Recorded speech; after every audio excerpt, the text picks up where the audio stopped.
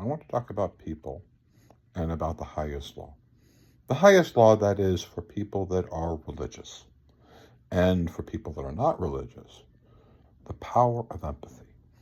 Because there is a discussion out there about modifying empathy or saying that empathy somehow is bad, that it is a weakness.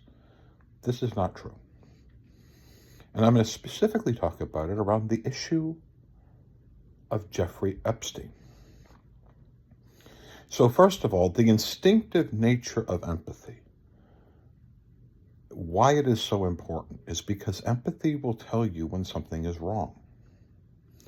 Empathy gives you empathy towards people who wronged things have happened to.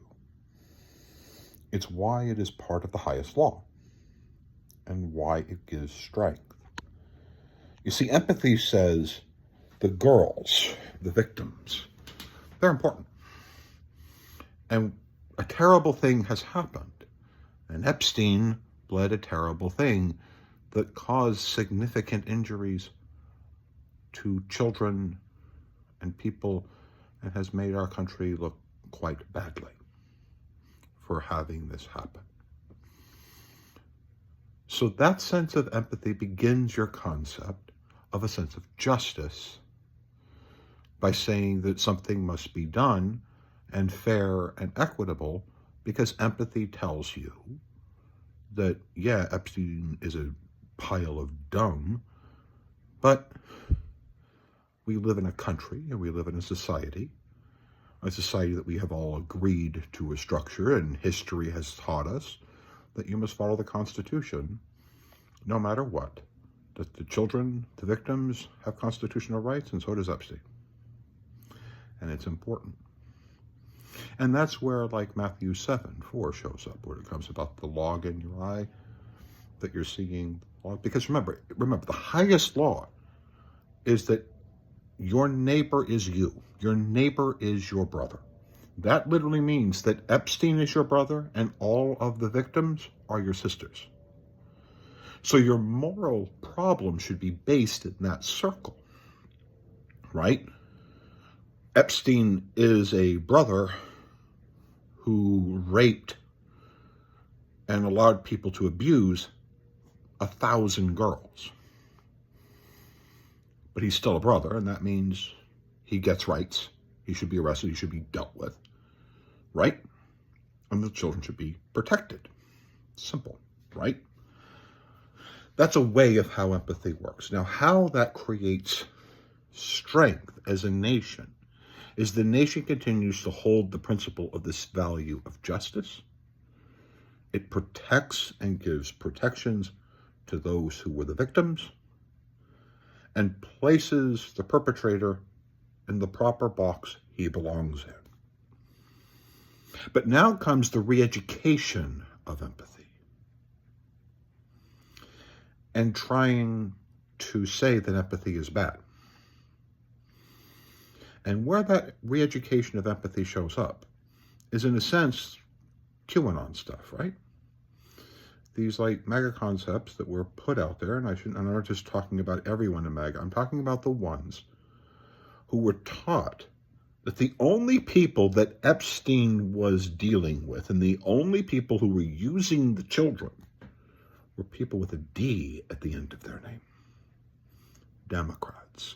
All these high-level Democrats. And that there is this special person or special people who are coming out to oppose this. There was a special group. And what happened during this time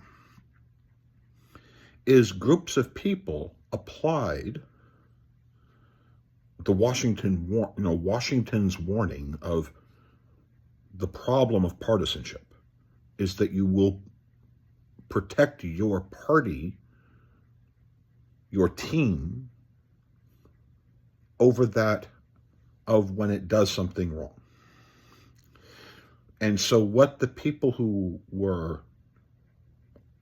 had the R's on their side, who were connected to Epstein, who had the history with Epstein, were teaching people to not blame us. We're stopping this. We're the saviors. We're the protectors. You have to believe that we're the protectors. We didn't do anything bad. We didn't do anything wrong. We were out there trying to fight all this. And not what the truth is. That they were no different than the other group. They were no different. That our perpetrators of violence against those children with Epstein are no different than the D's perpetrating the violence against the children of Epstein. No difference. They're both bastards. That's it. But they limited your empathy to only be with the team with the R next to it. Now, granted, this also happens with D's, yes.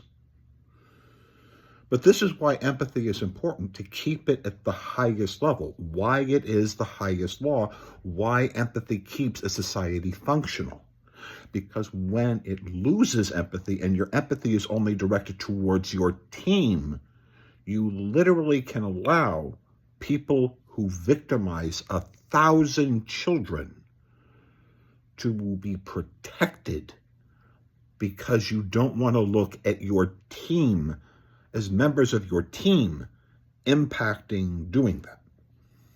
It is the lessening of empathy that is what is allowing the cover-up to exist.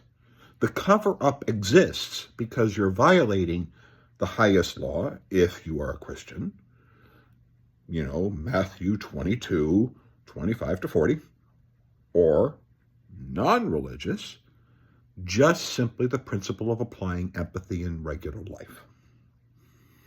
Now you come up a little bit further, like now. Today there's a person like me who's been talking about Epstein for a while online and running into these issues. I know what my instinct is. I mean, listen, I'm schizoaffective. I'm going to be straightforward with you. I'd love nothing better than to find some of these bastards and, and basically and vivisect them with a ball peen hammer. But empathy tells me not to. Empathy becomes a higher value. And you try to make it higher than anything because that's what faith says. That's what trying to stay in a good psychological state requires of you. Because when you lose connection to people, you do bad things.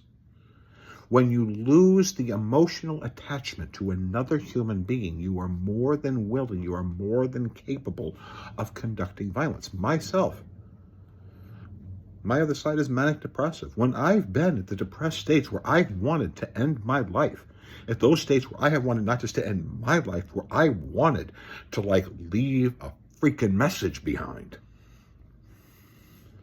always was when I detached myself from humanity and not had empathetic connection to other human beings. Losing the connection causes problems. It is something that I always have to work on with myself. It's what I struggle with. It's what every human being struggles with.